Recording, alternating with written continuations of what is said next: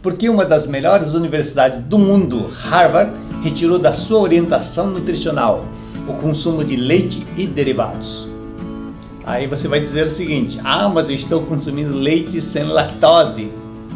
Será que isso está resolvendo o problema do leite? É isso que vamos falar nesse vídeo.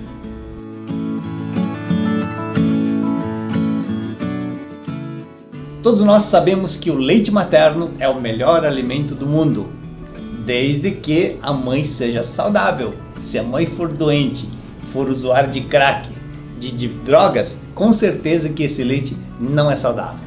Por que a Universidade de Harvard retirou da sua orientação nutricional o consumo diário de leite e derivados? Por diversos problemas. Bom, nós temos a questão da lactose. O leite tem o açúcar do leite, que é a lactose, que para ser aproveitado pelo nosso organismo e transformado em glicose e galactose, nós precisamos de uma enzima chamada lactase.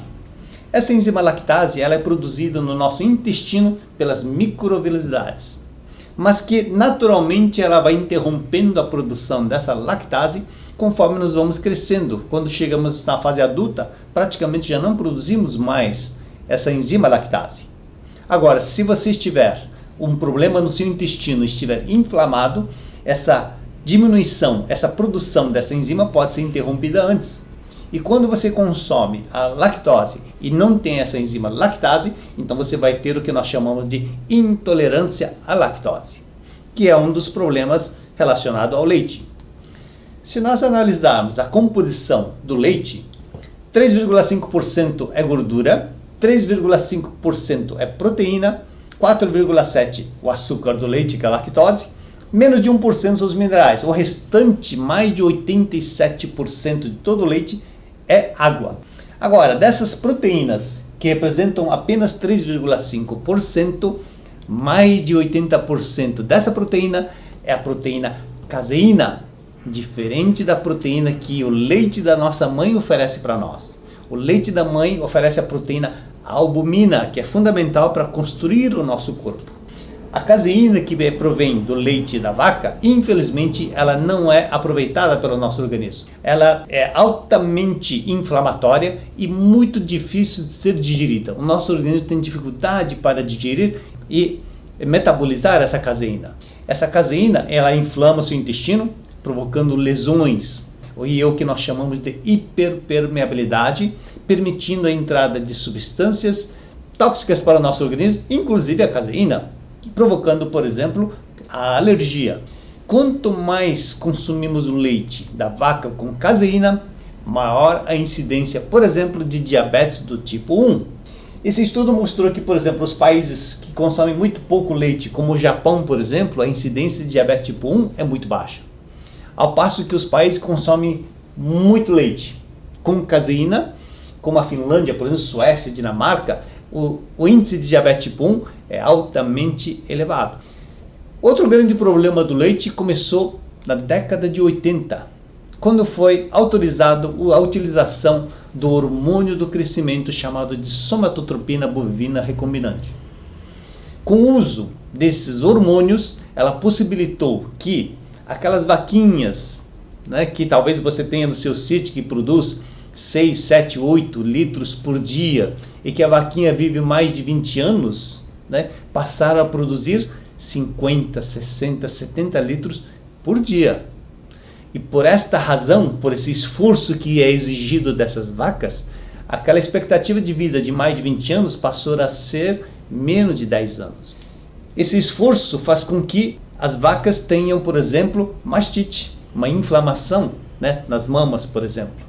E para que essas vacas nunca parem de produzir o leite, porque o leite, as mães, as vacas produzem para amamentar o bezerro, os filhotes. Mas quando esses filhotes crescem, desmamam, ela deixa de produzir o leite. Para que elas não parem de produzir o leite, as indústrias fazem uma inseminação artificial para que a vaca esteja sempre prenha, e quando ela está parando de amamentar o bezerrinho, teoricamente, então ela já vai estar com o nascimento de um outro bezerro e fazendo com que nunca pare de produzir o leite. Acontece que quando a mulher, por exemplo, está grávida, os hormônios aumentam bastante. E da mesma forma, os hormônios da vaca prenha também aumentam bastante. Então, os níveis de estrona nas vacas prenhas aumentam pelo menos 33 vezes mais. Quando a vaca não está prenha, né, se você analisar o nível de estrona, ela vai estar apresentando 30 picogramas. Quando ela está prenha no início de 40 a 60 dias, ela já aumentou para 151 picogramas. Mas quando ela está nos momentos finais da gravidez, aumenta para 1000 picogramas, ou seja, 33 vezes mais estrona do que o normal. E essa estrona vai estar presente no leite que nós consumimos. E a estrona, ela é prejudicial, ela é cancerígena quando está em excesso no nosso organismo. A Universidade de Harvard mostrou um estudo que mulheres que tomam 2 ou mais copos de leite têm um aumento de 66% no risco de desenvolver câncer de ovário. Ela tem influência também no índice de câncer de próstata.